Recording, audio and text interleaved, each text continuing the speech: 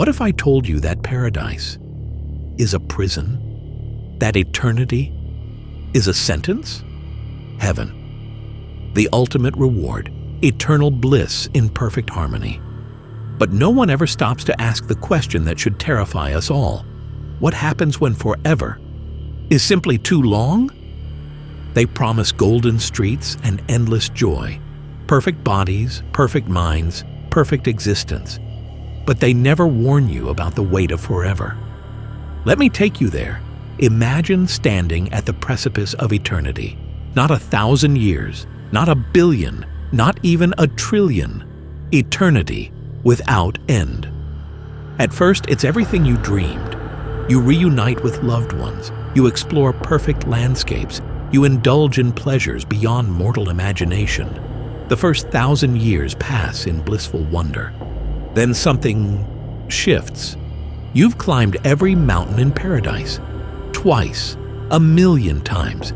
You've had every possible conversation with every soul. You've created art in mediums that don't exist on Earth. You've read every book, played every game, solved every puzzle, and yet eternity stretches before you. Endless, unchanging.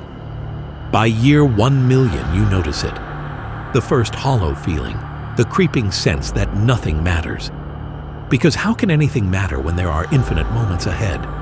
When every experience will be repeated ad infinitum? By year 1,000,000,000, you've exhausted all possible permutations of existence. There is nothing new, nothing surprising, nothing unknown. Meaning requires scarcity, value requires limitation, joy requires contrast. But in eternity, nothing is scarce, nothing is limited, nothing changes. You look into the eyes of other souls and see it. The vacant stare of those who have experienced everything and care about nothing. The horror of minds still conscious but with nothing left to discover.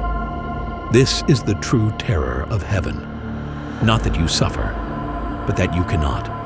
Not that you die, but that you cannot. Not that you lose, but that winning has lost all meaning. You pray for an ending, for oblivion, for something, anything, to break the perfect, endless, meaningless cycle. But there is no escape from paradise. The most horrifying realization isn't what awaits the damned. It's what awaits the saved. An eternity where joy becomes routine, where wonder becomes mundane, where even love becomes predictable. In the silence between your thoughts, you finally understand. The human mind was never designed for forever. It was designed for finitude, for endings, for precious scarcity that gives each moment value.